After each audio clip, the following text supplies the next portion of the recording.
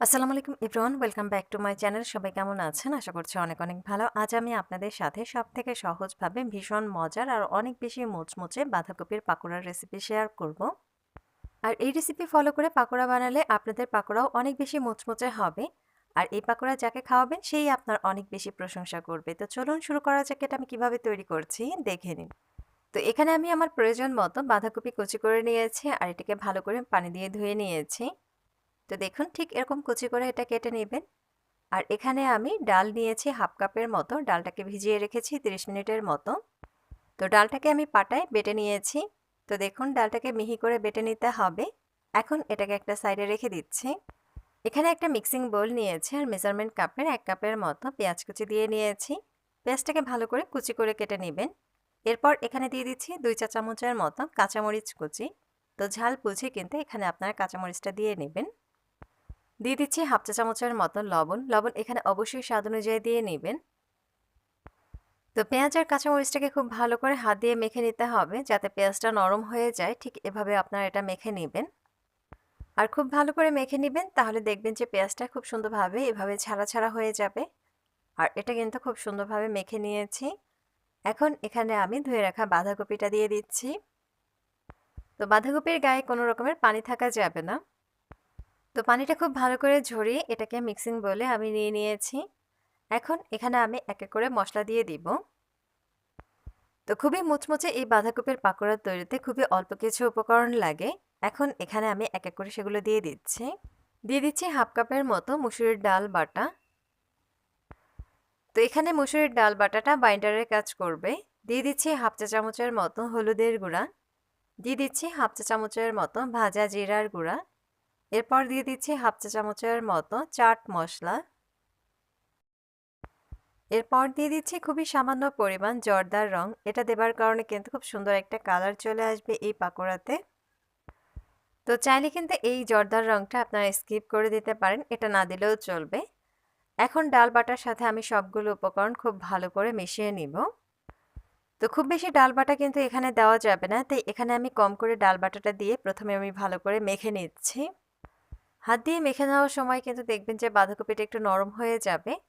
আর নরম হয়ে এলেই কিন্তু বুঝতে পারবেন এখানে কতটুকু পরিমাণ চালের গুঁড়োর প্রয়োজন।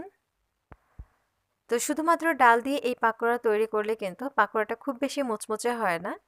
তো চালের গুঁড়ো দেবার পর কিন্তু দেখবেন যে পাকোড়াটা অনেক বেশি মুচমুচে হবে।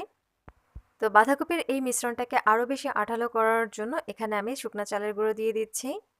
তো মেজারমেন্ট কাপের 1/3 কাপের মতো শুকনা চালের গুঁড়ো এখানে আমি দিয়ে দিচ্ছি। তো চালের গুঁড়োর পরিমাণটা একটু বেশি হলে এই পাকোড়াগুলো অনেক বেশি মুচমুচে হয়।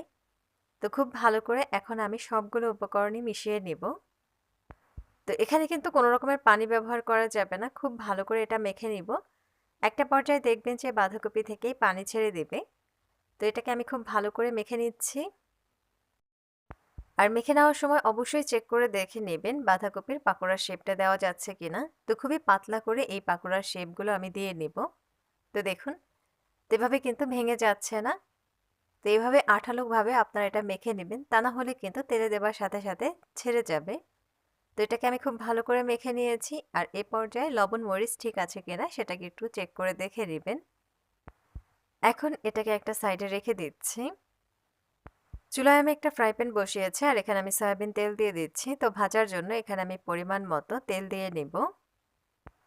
তো খুব বেশি ডুবা তেলে কিন্তু এই পাকোড়াগুলোর ভাজার প্রয়োজন নেই, অল্প তেলেই এই পাকোড়াগুলো ভেজে নিতে পারবেন। এখন এখানে আমি এক এক করে পাকোড়াগুলো দিয়ে দিচ্ছি। আর তেলটা গরম হয়ে এলে এখানে আমি এক এক করে পাকোড়াগুলো দিয়ে দিব। তো পাকোড়া দিয়ে নেওয়ার সময় কিন্তু হাত দিয়ে এভাবে আপনারা একটু চ্যাপটা করে নেবেন। তো খুবই পাতলাভাবে এই পাকোড়ার শেপটা আমি দিয়ে নিয়েছি।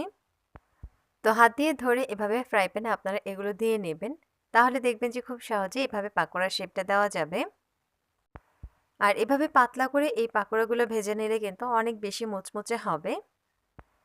এখন এই পাকোড়াগুলোকে একটু উল্টে দিচ্ছি। তো এই পাকোড়াগুলো ভাজার সময় কিন্তু একটু সাবধানে উল্টে নেবেন। তো কাঁচা থাকা অবস্থায় কিন্তু এগুলো ভেঙে যেতে পারে। তো এগুলোকে একটু সাবধানে উল্টে নিচ্ছি। আর এই বাঁধাকপির পাকোড়া ভাজতে কিন্তু খুব বেশি সময় লাগে না, অল্প সময়ের ভেতরে কিন্তু এটা ভাজা হয়ে যায়। তো গ্যাসের ফ্লেম মিডিয়াম টু লো আঁচের মাঝামাঝিতে রেখে এই পাকোড়াগুলোকে আমি মুচমুচে করে ভেজে নিচ্ছি। তো যখনই দেখবেন যে এর কালারটা খুব সুন্দরভাবে চেঞ্জ হয়ে গেছে, তখনই বুঝতে হবে এগুলো কিন্তু ভাজা হয়ে গেছে। তো এভাবে উল্টে পাল্টে এগুলোকে আমি লালচে ব্রাউন কালার করে ভেজে নিয়েছি। তো দেখুন পাকোড়ার কালারটা কিন্তু অনেক বেশি সুন্দর হয়েছে আর অনেক বেশি মুচমুচে হয়েছে, এগুলো কিন্তু দেখেই বোঝা যায়। তেলটাকে খুব ভালো করে ঝরিয়ে আমি একটা প্লেটে তুলে নিয়েছি। তো এই পাকোড়ার তেলটাকে খুব ভালো করে ঝরিয়ে নেবেন। চাইলে কিন্তু এগুলোকে আপনারা টিস্যু পেপারের উপরেও তুলে নিতে পারেন, এতে করে যে এর গায়ে অতিরিক্ত তেল আছে সেটা কিন্তু টিস্যু পেপার টেনে নিবে। তো সবগুলোকে আমি একটা প্লেটে তুলে নিয়েছি আর ঠিক একইভাবে আমি সবগুলো ব্যাচেই ভেজে নিয়েছি। তো ভীষণ মুচমুচে এই বাঁধাকপির পাকোড়াগুলোকে আমি সার্ভ করে দিয়েছি। তো আমি একটু কাছ থেকে দেখিয়ে দিচ্ছি, তাহলেই বুঝতে পারবেন এগুলো কতটা মুচমুচে হয়েছে। তো এভাবে পাতলা করে এই পাকোড়াগুলো ভেজে নেবেন, তাহলে দেখবেন যে এই পাকোড়াগুলো অনেক বেশি মুচমুচে হবে আর অনেক বেশি দারুণ হবে খেতে।